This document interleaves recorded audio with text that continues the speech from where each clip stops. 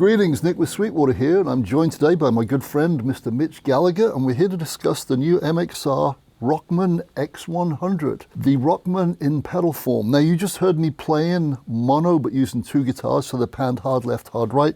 This one is hard left, the white phone was hard right. Now we're wired up in stereo, so we both had these back in the day, and this is like a time machine to me. It takes me back to the 80s. I started playing Boston and Hysteria, basically. Yeah, what did we find? 1982 is when the Rockman first came out, and I had the very first one, the first issue, and there were like 10 generations of it, or revs of it, rather, culminating in the X100 before it started going to the Ace and the Soloist and some of the scaled down versions that they did. Yeah, I actually had the X100. I got mine in sort of like early 85. Okay, so yours was much cleaner. Yeah. Not as much noise. No, not as much noise. And they tweaked everything. And it was great though, because to me, to my mind, it was the first real amp modeler, because you could literally plug this into a 4-track machine and go. And you just had 4 sounds. There was no tone controls, there's no gain control apart from input and output. And what I loved about the original one, it had the 3 settings: normal, echo off, and chorus off. So normal was chorus and echo. And echo, Which was true of the 80s, actually. That was normal. That was it, folks. Normal in the 80s, chorus and echo. So you couldn't get a dry sound out of it. No. You either had echo, you had chorus, or you had both. I mean, it was plug and play. It was designed for headphones, and I got it. I was on the road with a rock band at the time,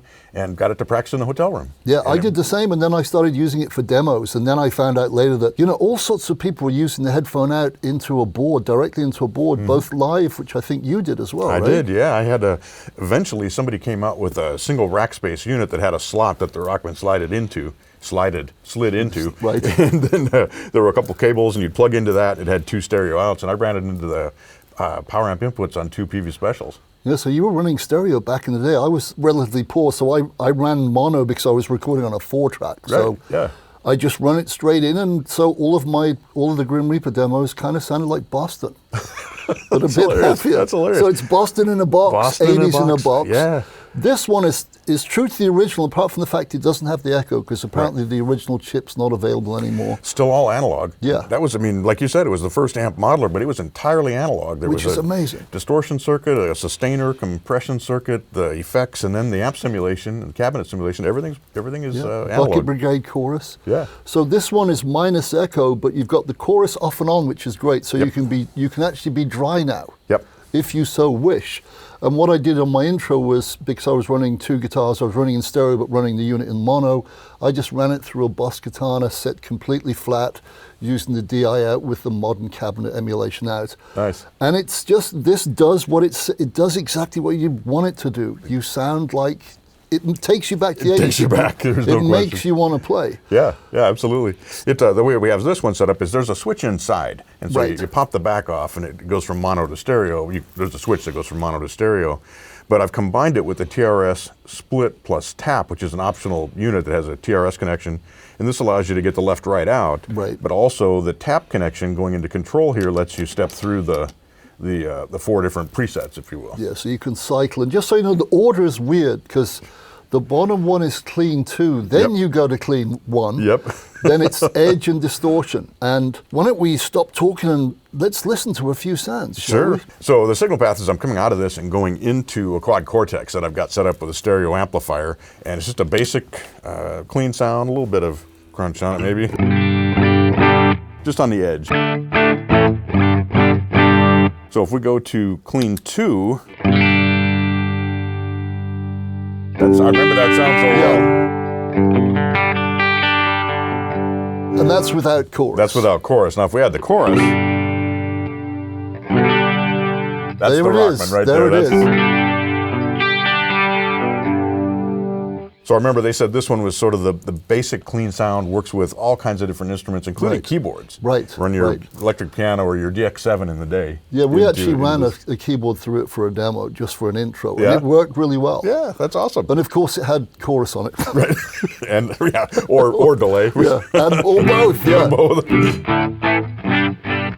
That's the clean 2, and then you hit it, we go to clean 1. Which That's again got that mid bump happening. It's really cool. Take the chorus off.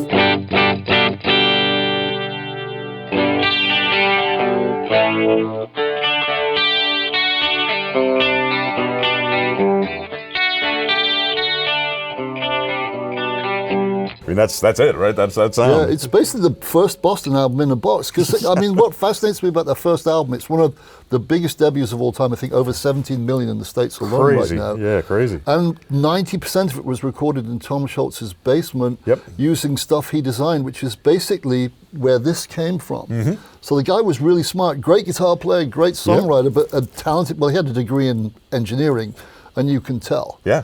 But he was using his ear, not just his technical knowledge. It really is the 80s in a box. I've said that like 500 times, and I'll say it another 500 times. But it takes you back. Yeah. So you got those two clean tones, and then you step again, or you could do it with a switch on the front panel, of course, and you get to the edge setting, which is the crunch.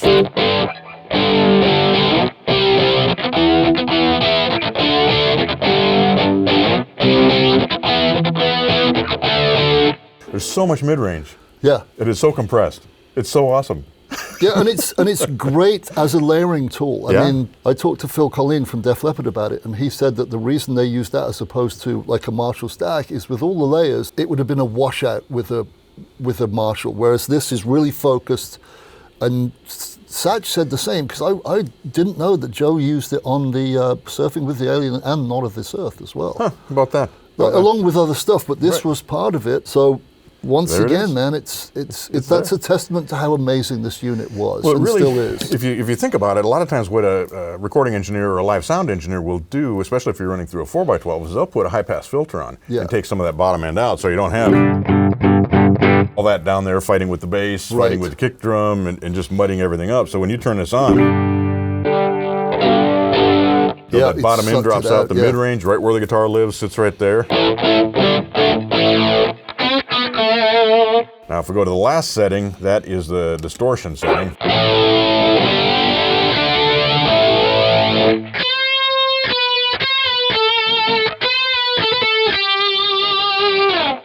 That is the tone. It is the sound. It is the sound.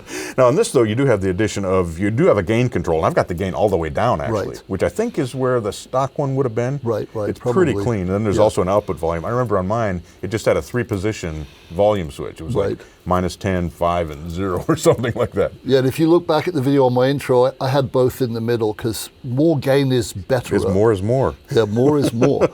And I used all 4 of the sounds as well, which was really cool, because on the intro I used clean 1 and clean 2, 1 left, 1 right. Okay. And then when I went to Edge, I had 1 without the chorus and 1 with, once again to show the contrast, allegedly. Right. But for the harmony, it was just straight up chorus on, full on distortion. Yeah, it's beautiful in mono, and of course I love it in stereo. It just gets, it really is spacious, and for an analog Bucket Brigade chorus, it just works fantastic, man. It just is that sound. So if you're looking for a time machine, folks, and talking of time machines, like you've heard me play, you've heard Mitch play, let's bring in someone who wasn't even born until the year 2002, our good buddy Nick from marketing. So he's going to come in and let's see what this young man can do with this transport you back to the 80s machine. And there you have it, folks, by Digital Magic. Young Nick is right here next to old Nick, and he has replaced Mitch. He's not as good looking as Mitch, but let's hear what you can do with this box. So the stage is yours, my friend. Go, no pressure. Yeah.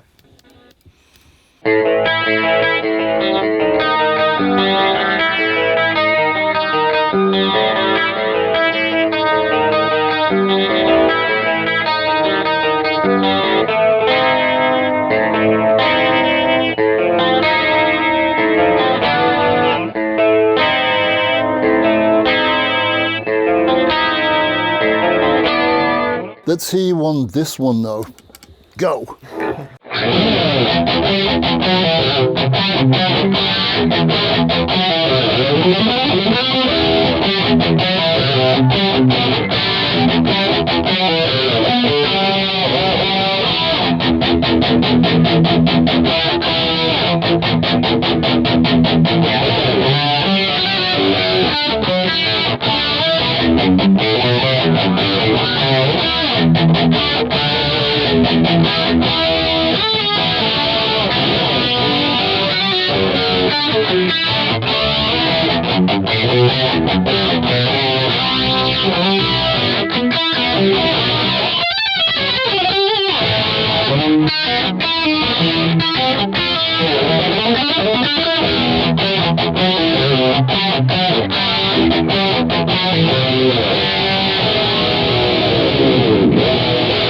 Holy moly. Do you give lessons? I don't. You should. That was so you were playing White Line and Queensryche, stuff that was written and recorded before you were born. So folks, it's true, this is a time machine. This took this young man back to the 80s. That's why he's got an 84 guitar from Kramer. And all I can say is thank you for doing that, and get the hell out of the way because Mitch needs to come back. Ladies and gentlemen, Nick. It's a pleasure. Get out. And there you have it. Like I said, young Nick. This is old Nick. That was young Nick, born in 2002.